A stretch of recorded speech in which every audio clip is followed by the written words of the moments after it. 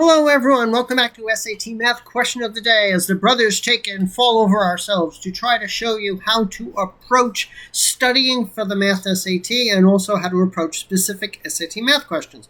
In terms of the approach studying for the Math SAT, the SAT has partnered with Khan Academy and they basically tell you exactly what's on the test.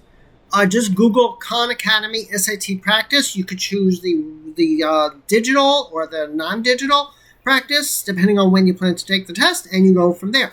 So we are just focusing on the digital practice, and we also just do the advanced questions with the idea that we go over the fundamentals and the ideas, and that hopefully you'll have enough information and understanding to do the other medium and foundations. Okay, so we are now in advanced math. We're just plowing through these questions, and then after we're done with these, we're going to cycle again and go through another cycle. Yesterday we did that one. Today we are doing radicals and rational exponents, advanced. Okay, practice. Wait, why does it say try again? I don't know. Okay, here we go. Practice. Let us see. 4 questions. Let's go. Okay, so we have an equation. We have 2 things on numerator and denominator, and they want us to know what is the quotient. Okay, please do the problem, come back to it, and we will do it together. So it's the square root of 75x to the 4th, 12x to the 7th. So this is just basically comes down to understanding, knowing the exponent rules. There are so many ways to do this. You should probably be familiar with fractional exponents. They are very helpful. 75x to the 4th to the 1/2 power over 12x to the 7th to the 1/2 power, because the square x to the 1 over a is the 8th root of x. So this is now I'm gonna be completely inconsistent. So it's gonna say don't do this, but I'm gonna do it anyway. I'm going to change this to the square root of 75, which is more familiar. And I'm going to say this is x squared, because I'm using the exponent rule. X to the a to the bth power is x to the a times b. X to the a to the bth power. You also use the rule. You also use the rule that p times q to the e is equal to p to the e times q to the e. That is such an important rule. Thank you. And here I'm going to be inconsistent again. And then I'm going to do x to the 7 halves is 3.5. So that's why. Yeah, 3.5. 3.5, yeah. And now what I'm going to do, this is a little strange, but I'm going to do x to the, also we have the rule x to the a. X to the a plus b. Right. Yeah. Equals x to the a times x to the b. Right. Now here I did something little. We're going through all the rules. This is great. I took the square root of a, the square root of a divided by the square root of b. I did the square root of a divided by b. Because this thing is 25 times 3, and this thing is 4 times 3. Wow, look at that. Look at that. And this is x to the negative 1.5. Yeah. Right? So we can knock that out. And now we knew it's 5 over 2. Square root of 5, square root of 25 is 5, square root of 4 is 2, so this is 5 over 2. So let's look at the answers. The only answers we use are 5 over 2. Oh, no. Right. Everybody has 5 over 2, except, oh, no, not that one. Not that one. So, okay, great. So we knocked out. Okay, let me show you my approach. Wait. Let me just finish it. X to the negative 1.5 would be this one, right? Because this is a half and this is negative 2. So I think this is the answer. Because this is x to the negative 1.5. So it's 5 over 2, x to the negative 1.5. But it's not this one, right? 1 over the square root of x is only x to the negative 1/2. This one here is a funny way they wrote it. This is x to the half divided by x squared, which is x to the negative 1.5. So the answer is D, I think. D? D. Boy, I was so inconsistent. This is such a schleppy, messy way to do it. I changed exponent rules. I went to exponents, and I went to radical signs. Yeah. What a mess. All right, so I'll do it. I bet you're going to do it in a more organized way. Okay, so here's my approach. Okay. I pull out,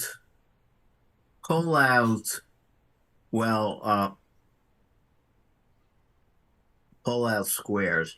Let's give you some space, Seth. I know that 75 is equal to 3 times 25. Okay. So I write this, and the square 25 is the square of 5. So I write 5 times the square root of 3. Now, the square root of x to the 4th is x squared. That's right. for the numerator. Right. The denominator, I do the same thing. I recognize that 12 is equal to 3 times 4, right. which is 3 times 2 squared.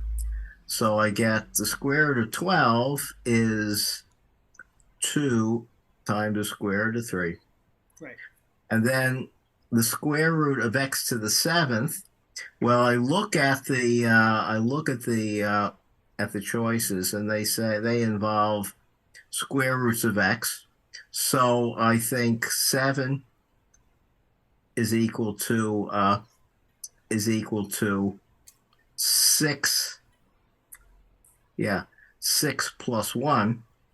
So the square root of x to the 7th is equal to x cubed times the square root of x. Now it cancel like crazy, right? Yeah.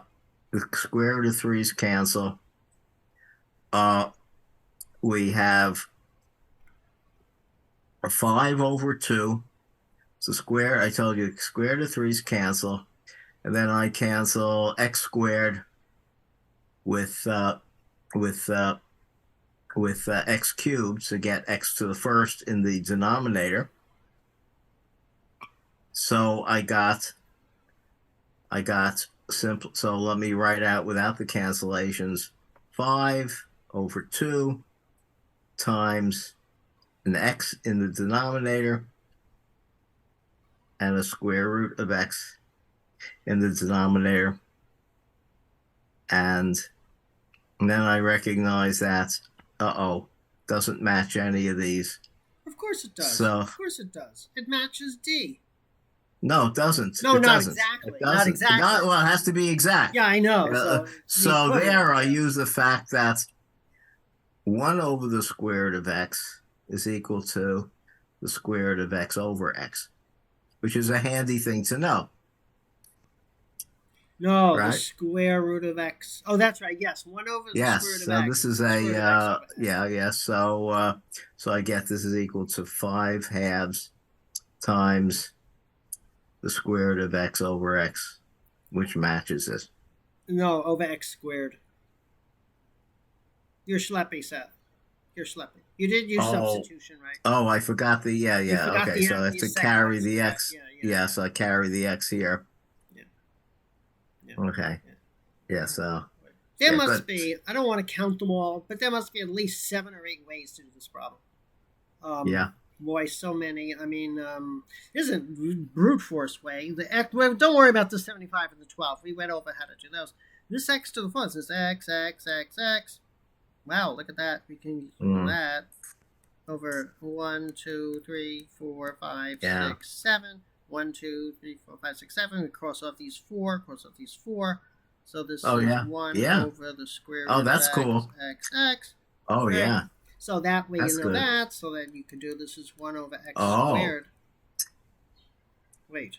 No. 1 over x. The double the 2 x's make it, the 2 square root x's make 1x, and then 1 over square root of x. Yeah. And then you get the same answer. This is so brute force. I mean, then you do that, but then they throw a wrench at you here. But this the fact that this is the answer, right? Seth got it there, I got it here, and I got it before, but that doesn't match the answer. So then you have to think about it. You could also use, once you know the 5/2, you could use elimination and just realize that it's not this one. So there has to be D. That may save a little time. So yeah, there's so many ways to do the exponent rules, to apply them. Oh, so many ways. It's good to practice the different ways, because sometimes one way may be much better than the other. So my answer was very uncoordinated, because I was switching method to method, which is not a bad method, actually. Not a bad approach, is to be familiar and be fluid with all the possible ways to use and apply the exponent rules. But certainly, let's look at their answer. I'm sure their answer will be very, very organized. Okay, so let's do that. Let's see how they do. Okay, D. Okay. And now, good work. Okay, let's do hints for the problem. Wow, 4 steps. I can't believe it. They did it the way oh my God, look at that. Wow. Yeah, that's what you did. That's funky. Oh, that's cool. Yeah. My God, they didn't use the exponent rules. They didn't use the powerful exponent rules we did. They just did brute force. My goodness. Yeah, well, I like their solution. Simple. Yes. Simple. Yes.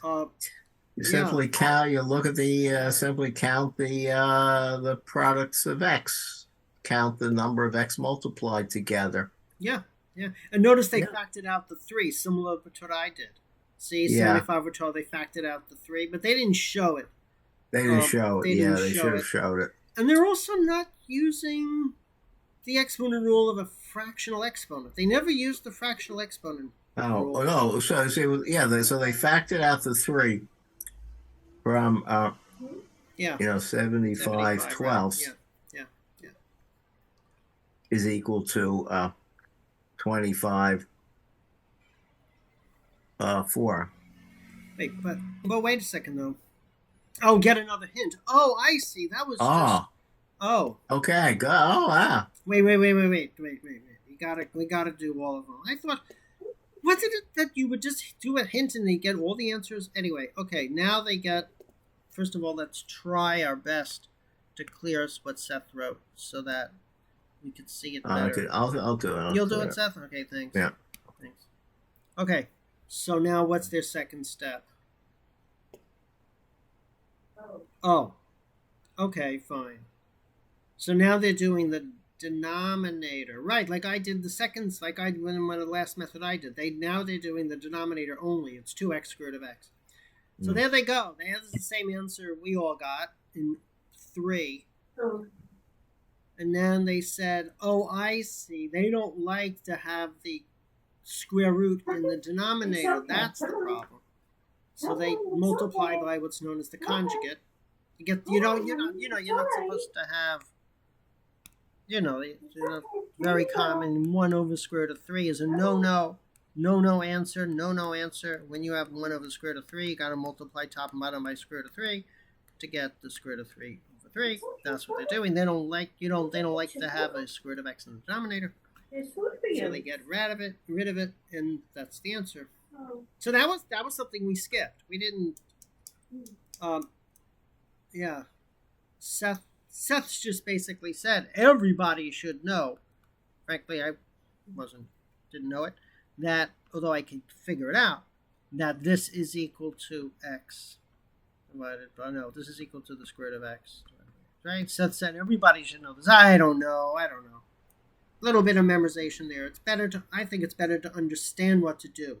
When you have a radical in the denominator, you should remember to multiply top and bottom by that radical to knock it out. So, what, any other thoughts, Seth? You think we're done? No. Okay. No, I'm good. Yeah, I think we're okay. Just learn the exponent rules. Well, they didn't even use the exponent rules. Yeah. But definitely understand their solution. Very similar to the last part of my solution. And this conjugate thing is very important to be able to knock the radical out of a denominator. Okay, Yeah. everyone. Have a Okay. today's fun. I think though, I would say an approach I would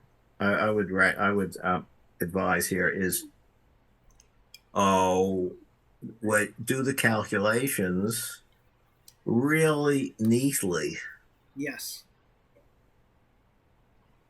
not like my brother did. you're right. You're right. You're right. You're right. Yeah, you're right. That's absolutely right. Like Hmm. next time we do it, I'll really try to be more neatly. I will really try. Okay. Okay, everyone. So Okay. today's Friday. Have a great weekend, everyone. And please like us, dislike us, give us comments on our YouTubes, and also email us your SAT math questions at satmathquestionoftheday@gmail.com. Thank you, everyone. Bye bye.